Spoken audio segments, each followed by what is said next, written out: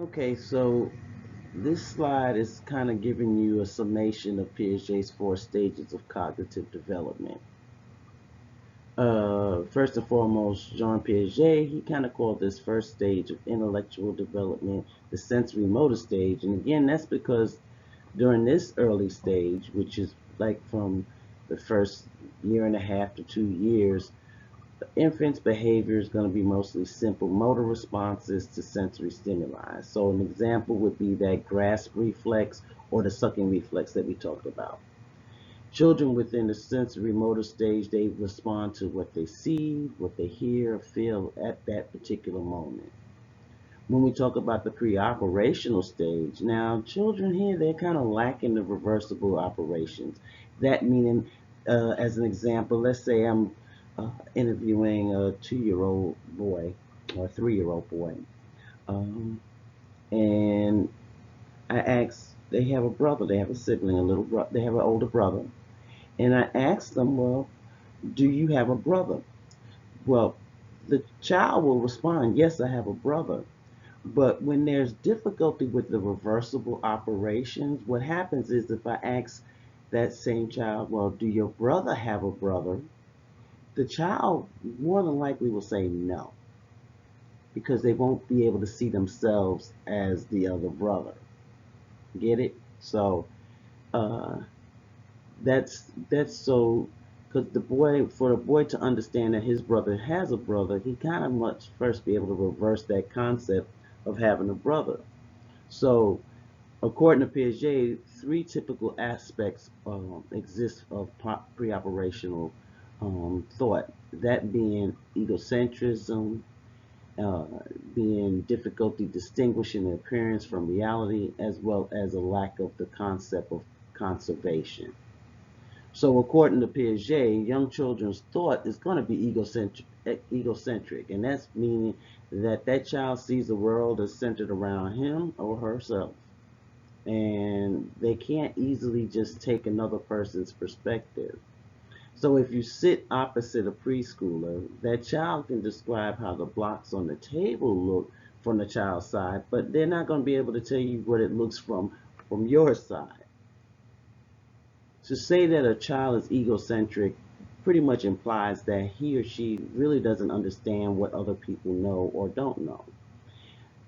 In psychology, psychologists will say that a young child lacks, but it's gradually going to develop theory of mind, which is an understanding that other people have a mind too, and that each person, they kind of know some things that other people don't know, you know, don't understand and know. Okay, so during Piaget's pre-operational stage, know that children apparently do not distinguish clearly between appearance and reality. So, for instance, a child who sees you put a white ball behind a blue filter will say that the ball is blue. And you can ask them, well, yes, I know the ball looks blue, but what color is it really? That child may imply that it really is blue. This, according to Piaget, is where pre-operational children, they lack that concept of conservation. They fail at the understanding that objects conserve such properties like number, length, the volume, area, or mass after changing in the shape or arrangement of those objects. They're not able to perform the mental operations that's going to be necessary to understand those transformations. So another example might be if we show two equal glasses of the same amount of water and we poured those contents of one glass into a third glass that's kind of taller and thinner, then a child within the pre-operational stage may say that that third glass would contain more water, even though we just showed that they came from the two equal amounts.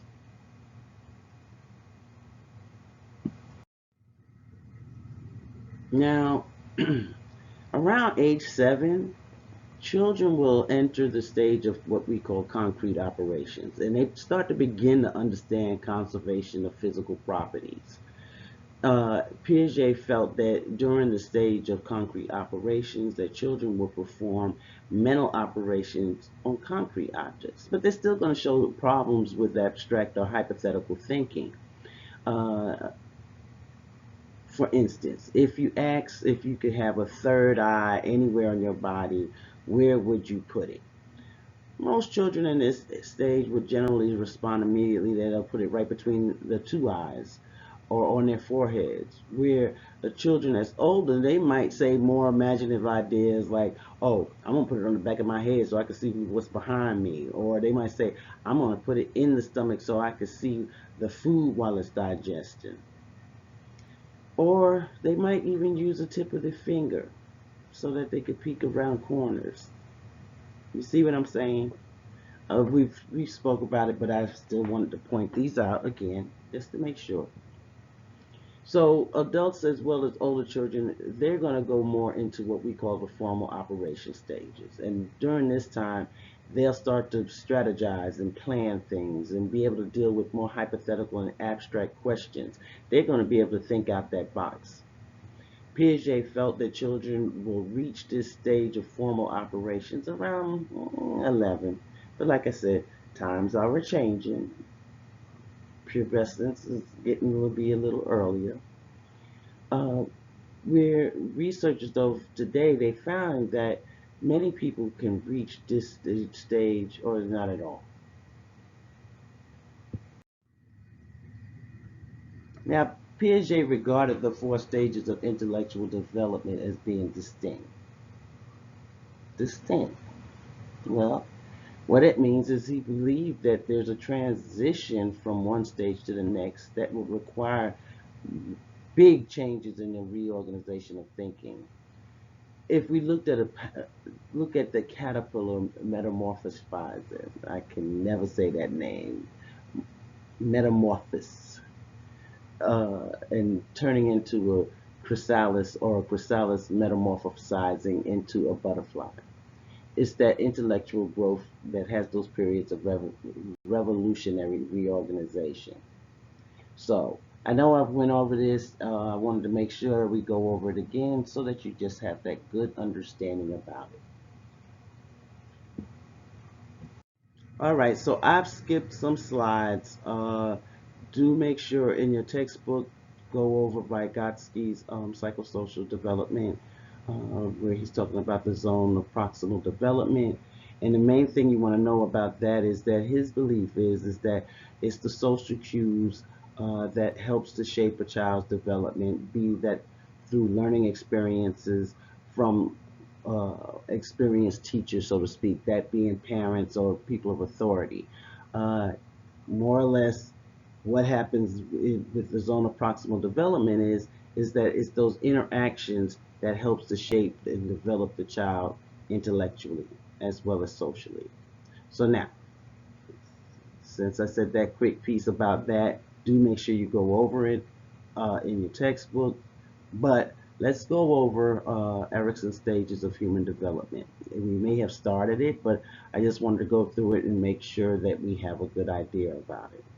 So anyway, Erickson, he kind of described human lifespan as a series of 8 stages or 8 ages, and each with its own social and emotional conflict. Now, let me stress one thing. If I haven't, if I might be repeating myself, but Erickson actually came up with a ninth stage. And with this ninth stage, understand there was no conflicts with this ninth stage. He named it wisdom versus transcendence. Wisdom being that at that point in life, you have learned everything that you needed to learn. You were content with your life and how the results came to be. The transcendence part is life after death, pretty much. And of course, unfortunately, Erickson wasn't able to uh, further go into that because he transcended.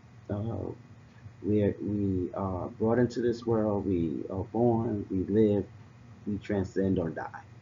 Um, and his wife attempted to pick it up, and she discussed it somewhat in her own works, Anna Erickson, but unfortunately, she too transcended. So that's one of those stages that never really got to be added to his list for human development, but it's been written about and discussed, and I just wanted to share that with y'all because I think it's really important because it was at a time when he felt there was no more conflicts a person would endure, but rather they would have more contentment and satisfaction toward the end of their life. But let me get back. I just went on a tangent, so I'm gonna rewind and let's talk about summarizing these stages of human development. So, according to Erickson, failure to master the task of any stage leaves unfortunate consequences, again, that will carry over to the later stages. For instance, an infant that deals with basic trust versus mistrust.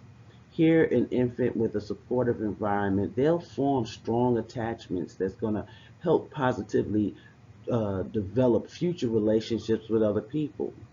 That infant that might be, if they're mistreated, then they're going to fail to form any trusting relationships. They'll have trouble developing close ties with people later on in life.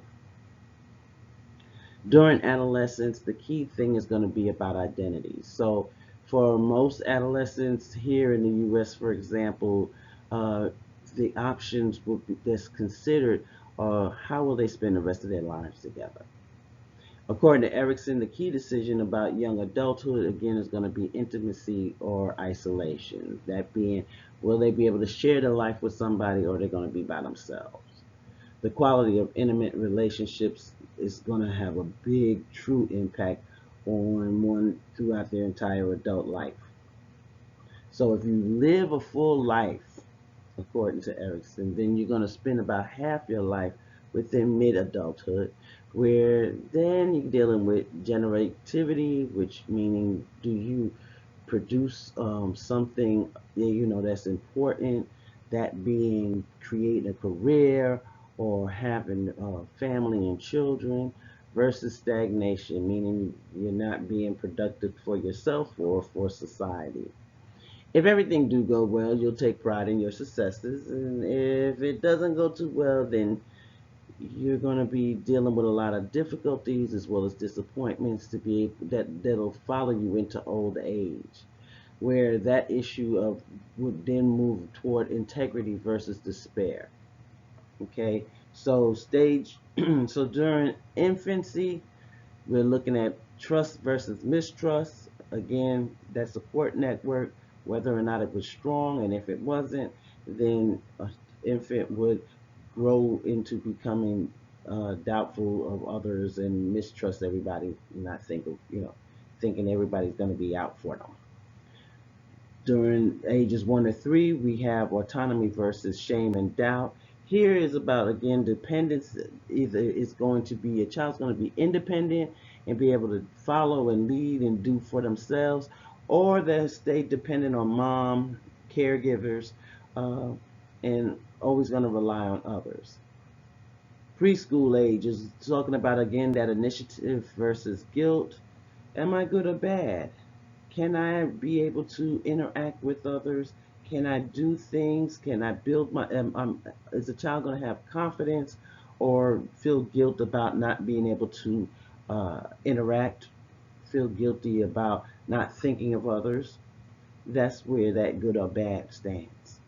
Pre-adolescence is going to be talking again about industry versus inferiority. Here is where you're starting to think about career paths, thinking about what you want to be, as we talked about earlier.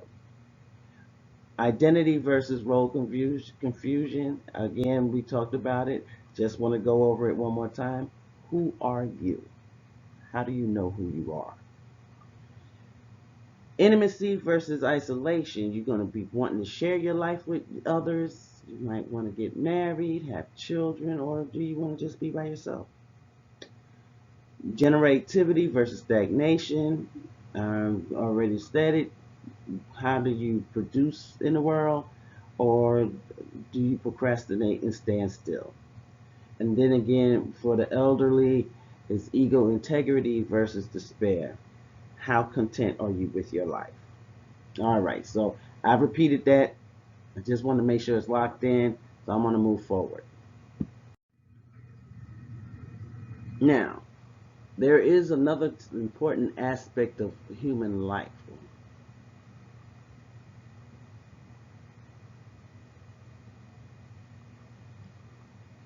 All right. So there is another important aspect to human life, and that's being attachment.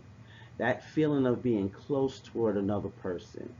When we're talking about attachments, this starts at the very beginning, that during infancy. John Bowlby, he kind of stated and felt that infants who develop good attachments, they'll have a sense of security as well as feeling safe. And those that don't have those strong attachments, they're gonna have difficulties developing closer relationships as they get older. Recent research kind of confirmed this idea. So most of the research that's been conducted on attachment kind of measured it within what we call the strange situation. And the strange situation was a study done by Mary Ainsworth. In this procedure, what she did was she had a mother with an infant that was between 12 to 18 months old come into a room with a whole lot of toys. Then a stranger would enter the room. The mother would all of a sudden get up and leave. So after a few minutes, both the stranger and the mother leaves the room.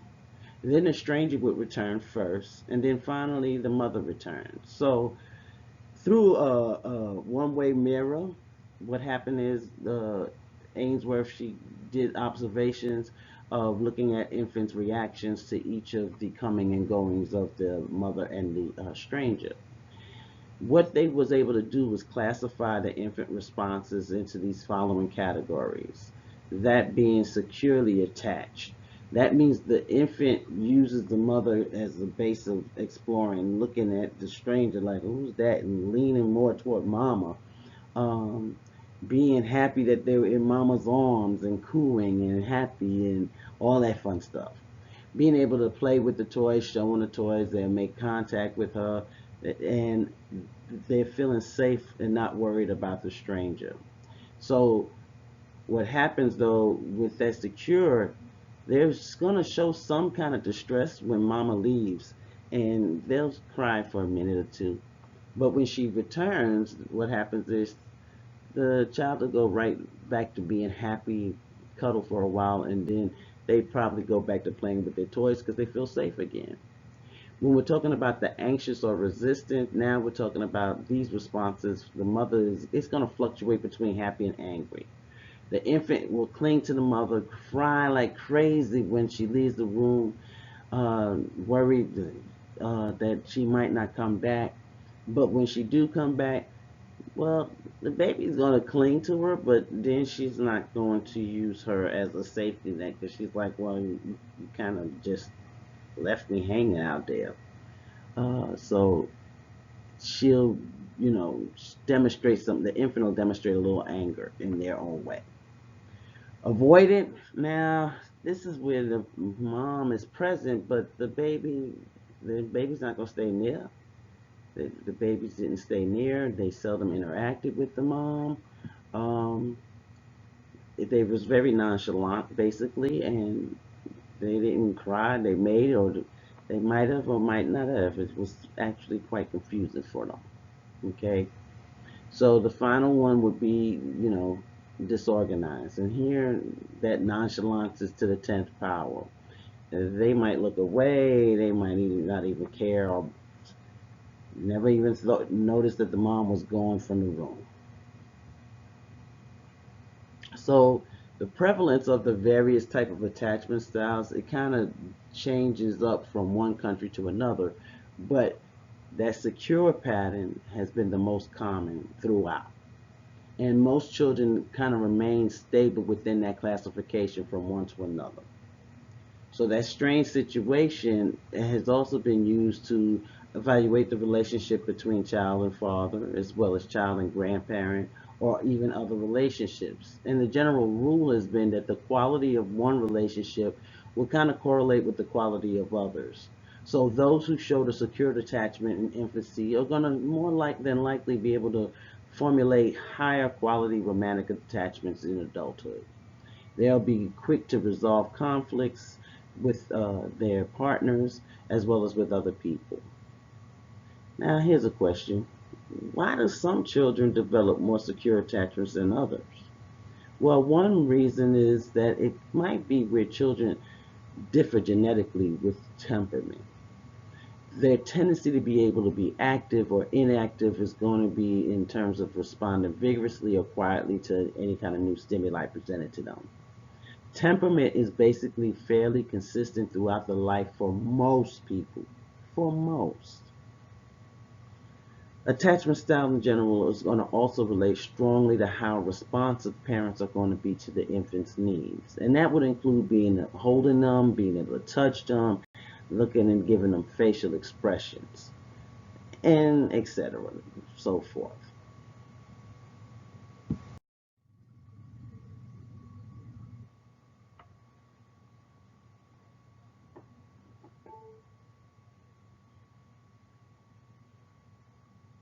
So social development in childhood and adolescence. Whereas the attachment to parents or other caregivers is definitely going to be critical for infants, relationships with age mates, that starts to become more important during childhood and adolescence. So we talked a lot about puberty. With the onset of puberty, that sexual maturity starts to come. Sexual interest begins, as well as being able to enter into peer relationships. Most adolescents report occasional periods of being moody and having conflicts with their parents, particularly during early adolescence. And through those conflicts, there's a decrease. It do decrease within later adolescence. General rule of thumb has been that adolescents who receive sympathetic support and understanding, they tend to experience less conflict with their parents, so that more support. Whereas adolescents that make impulsive, risky decisions, they kind of decide quickly, especially under peer pressure. Now, what this comes to is starting to talk about different parenting styles. So it's based on those parenting type styles that might attribute to whether a child is secure or whether a child might be having difficulties and being taking risks, having risky behaviors.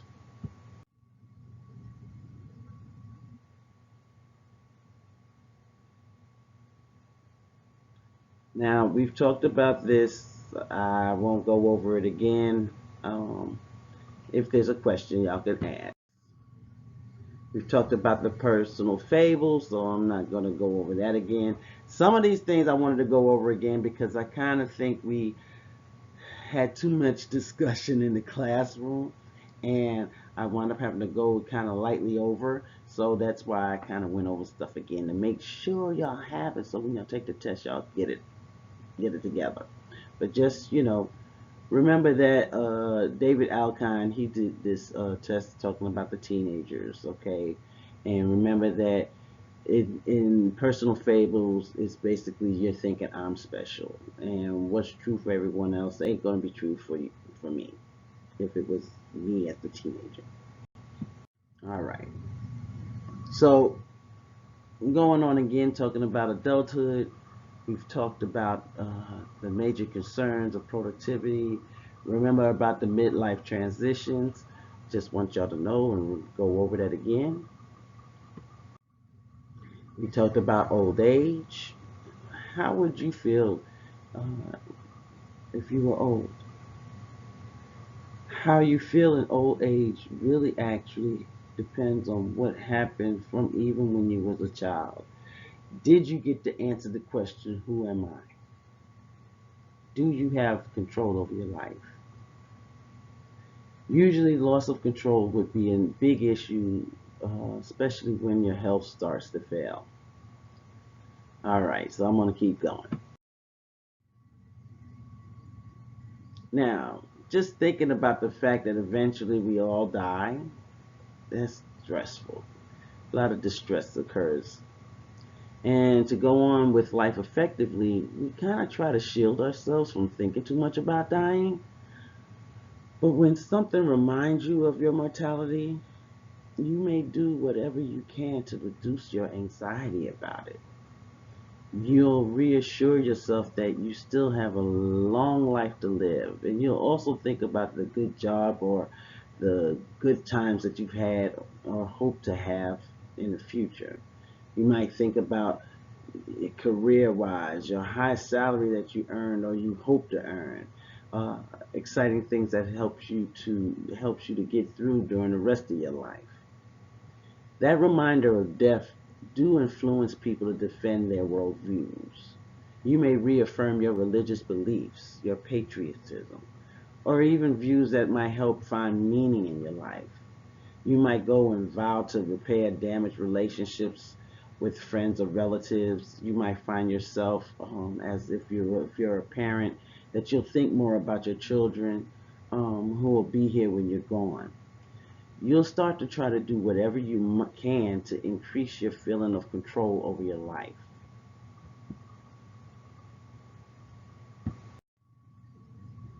Now, we're going to take a look at this. I know this is where we really left off on Monday, and again, I wanted to go over those other areas just to make sure we had it down right.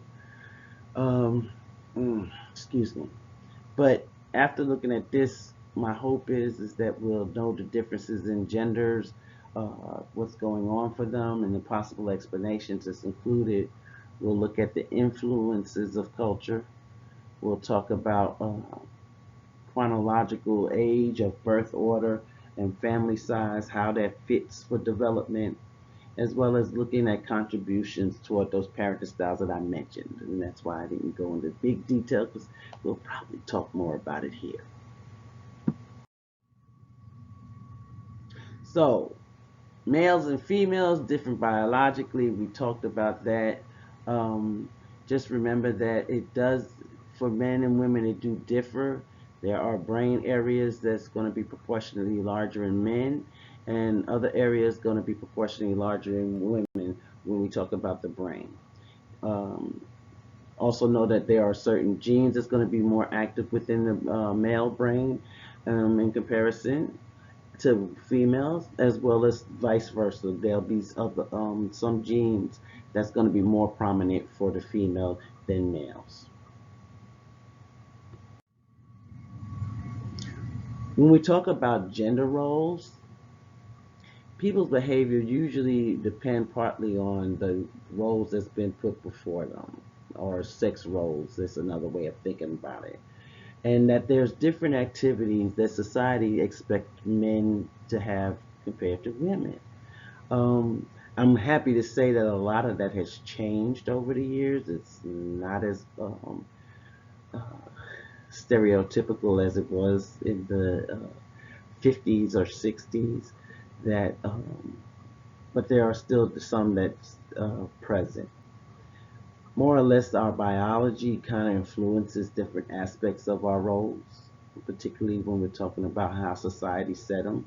They find that men are stronger, so that they anticipate men to do more strenuous type work, whereas women they'll put more toward the uh, other type of caring and nurturing type of work.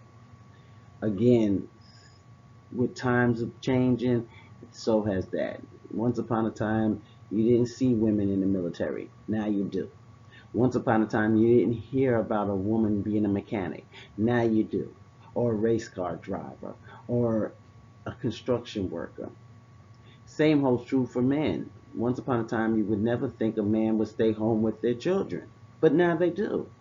Um, so different things have occurred to change the dynamics, so to speak, but gender roles still do exist on certain levels.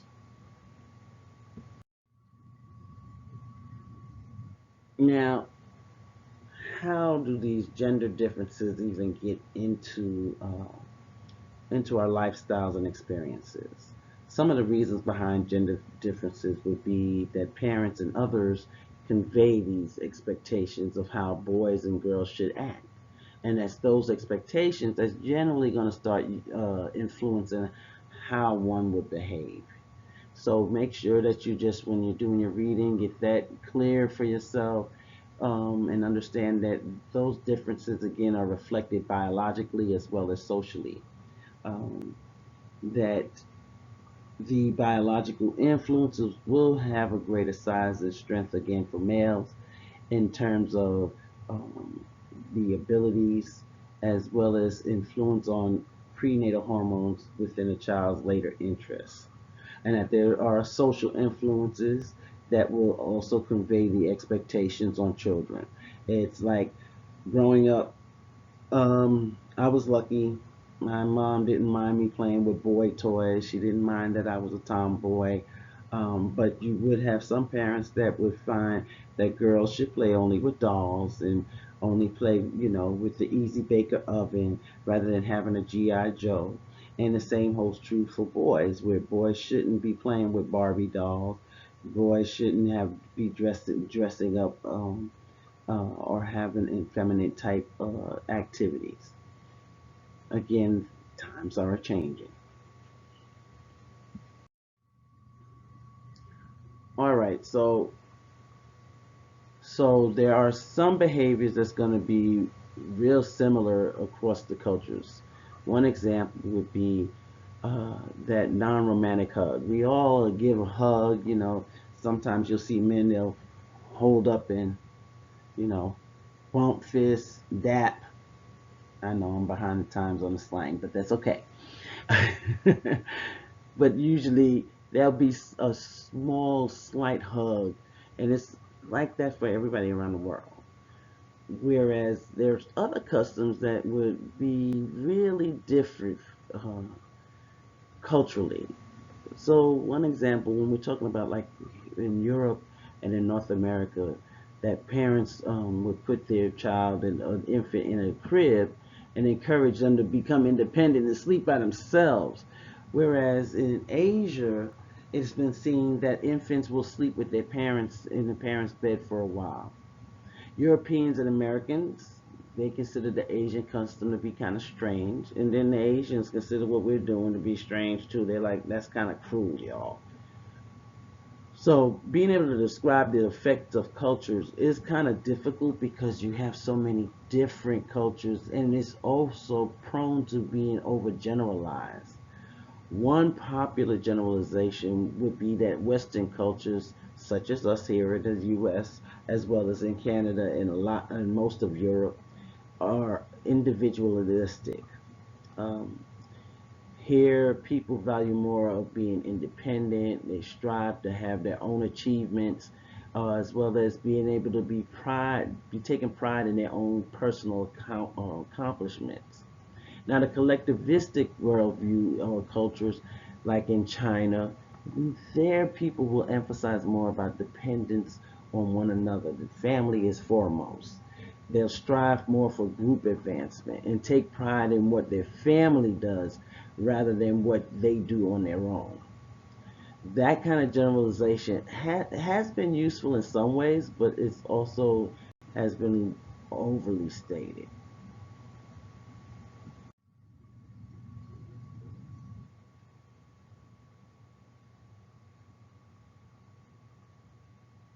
All right, so this slide talks about ethnic minorities. That's where most of us are put into. But growing up as within a minority does have its own special kind of issues. Achieving ethnic identity is comparable to the process adolescents will go through in trying to find out their individual identity. In most cases, those within a particular group that's considered a minority would be able to have been able to achieve strong, favorable ethnic identity as well as having a high esteem. But there are some, however, outcomes that depends on the status of that one particular group. So, being a member of an ethnic minority, yes, there's special situations that has to be encountered and dealt with for identity development successfully. If one can be able to look within their that particular ethnicity and be proud of the ethnicity that they belong to, is an achievement of that ethnic identity. Okay, uh, so it's not impossible have high self confidence and high self esteem when you believe in your ethnic group.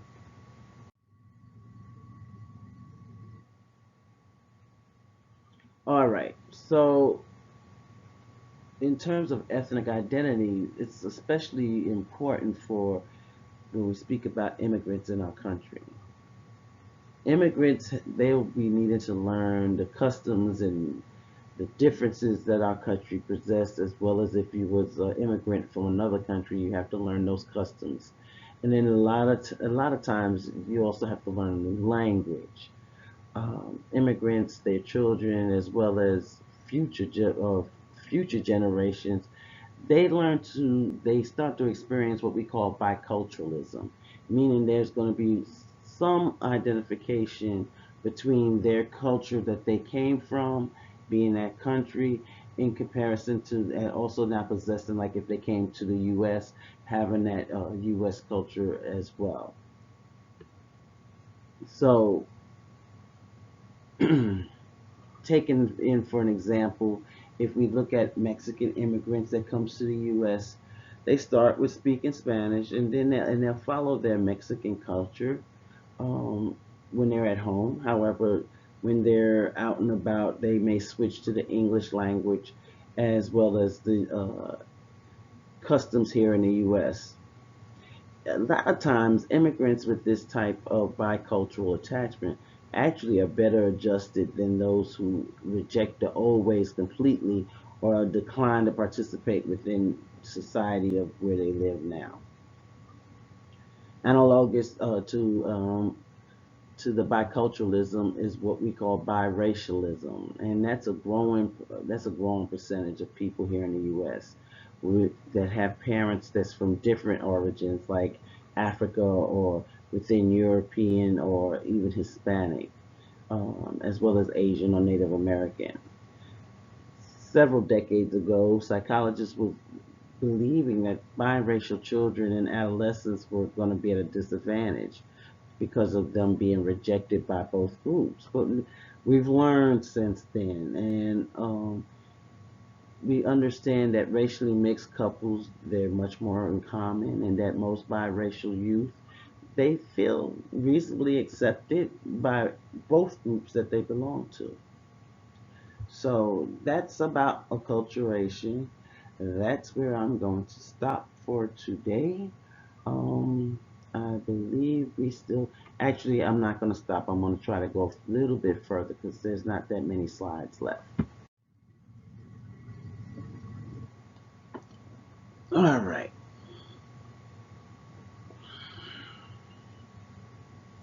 All right. So, birth order and family size.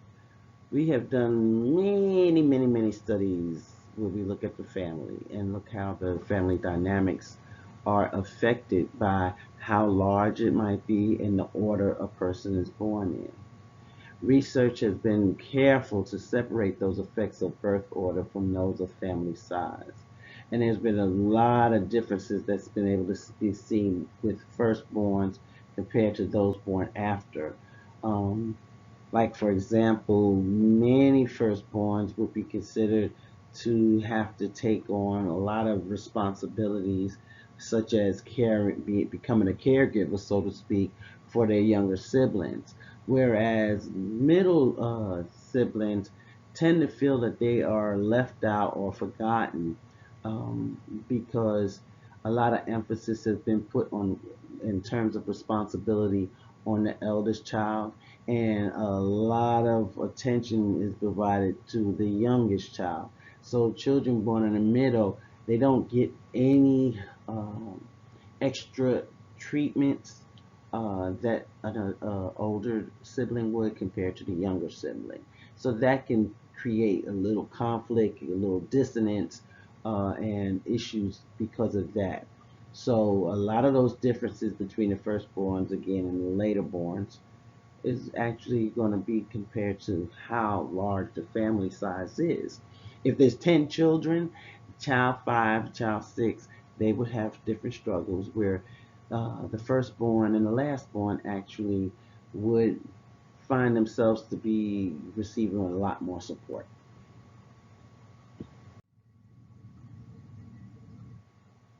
So psychologists, they've done a great deal of research in terms of comparing parenting styles to the behavior and personality of children. And a lot of that research is going to be based on Diana Barmines' four parenting styles, that being authoritative parents. And I'm going to give you a couple of acronyms. With authoritative parents, I want you to remember the two T's that's in the word authoritative, because here's the thing: you have authoritative, you have authoritarian, and sometimes it can get confusing on knowing which is which.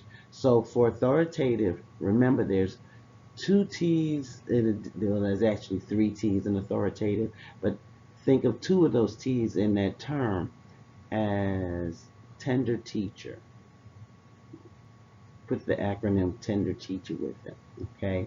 Because authoritative parents, they are going to help in terms of imposing controls, but they're also going to be warm. They're going to be more responsive to children's communications.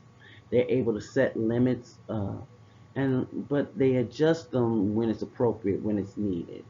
They also are encourage their children to be able to strive toward their goals and get to some free expression. Now, the authoritarian, what I want you to remember and look for, that there are two R's. Remember the two R's in authoritarian. And that's, think of rigid ruler. Rigid ruler for authoritarian parents. They're like authoritative parents, but they have firm controls, very, very rigid with their control. They're control seekers, and it's like children should be seen and not heard type of dynamic. They're more emotionally distant from the child. They're going to set rules usually without explaining the reasons behind it. It's like do as I say, not as I do type situation. Uh, it's my way or the highway type of thing. The next style is what we call permissive parents. Now, these are individuals who are warm and loving, but they're really undemanding. Okay, they're kind of indifferent, and they're really not as involved with their children behaviors or activities. These parents, they spend very little time with their children, and they do little more than helping them with the basics like food and shelter. Um, when we talk about the fourth one, we're talking about the indifferent or uninvolved parents. Now, I put this category as, if you think about permissive, neglectful, or when I say indifferent, it's like, okay, well, you do what you got to do. Your child say, well, mom, I did my homework. Okay, great. They don't pick it up and look at it. They just say, okay, I'm happy to hear that. Very good. Um, Here, there's very little time spent with the kids, and again, they're just looking at doing the basic care needs for them. Parenting styles do correlate with how children behave. Okay, um, for years, psychologists have been able to assume that parental indifference will lead to impulsive or out of control children. But Judith Rich Harris shown that there are other explanations possible, and perhaps that the impulsive or hard to control children cause their parents to withdraw into that indifference in the first place. It's like I talked about in class Monday, the belief system that, parents sometimes would need to um, would get blamed for their child's actions. Possibly it can be where the parents and children, they share genes that help lead to those type of uncooperative behaviors. Remember, genetics do count, and there are predispositions. But on the same token, it's that those when we have authoritative parents that's being kind, encouraging, and providing tools for to help the child to become a well-mannered person, it's also likely that those children who behave well will be able to elicit that kindness from their parents. Okay, so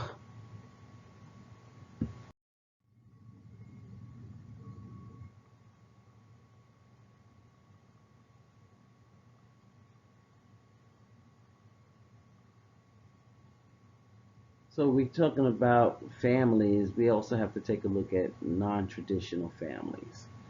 Here, children reared by gay or lesbian parents, they'll develop the same as those that's reared by heterosexuals. You know, you've had people in the past say, "Oh, in terms of wanting a gay couple wanting to adopt, um, that oh no, they you shouldn't have them raise the same-sex parents shouldn't raise a child because that's only going to teach them to become gay." Well, thankfully, we learned to know better. Uh, but in terms of talking about social and emotional development, mental health, romantic relationships, and sexual orientation, this research has demonstrated and shown that children get the same um, dynamics as if they were in a heterosexual relationship where their parents were opposite sexes. It really doesn't matter. It depends upon those parents providing the tools the child need to develop in terms of loving, caring, supportiveness, as well as being able to set limits, being able to show interest in those dynamics, which is helping to develop a child.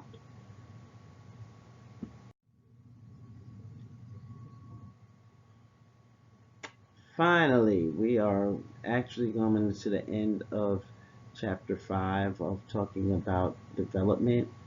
And the last thing on the list is talking about parental conflicts as well as divorce.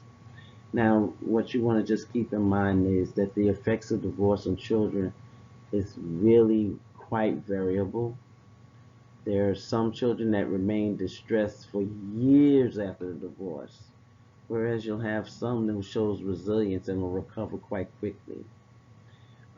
There's a few that seem to do well at first, and then they'll start to distress as time goes on. Those are resilient just throughout the parents' divorce and afterwards. You have some who, from the beginning, because it was explained to them, they understand, they don't take blame, they don't have guilt about it, feeling that it's their fault. The parents took time to explain the process and everything with the child, so they learn to live life. And for some, they understand they have now just two separate families rather than one. So on that note, we're going to stop with talking about development. And I know that there was some things that I've repeated myself on, but again, I felt it was important to make those areas pretty clear because I can guarantee there'll be test questions. So thank you for looking and watching, and hopefully this works out. And of course, if there's any questions, feel free to ask.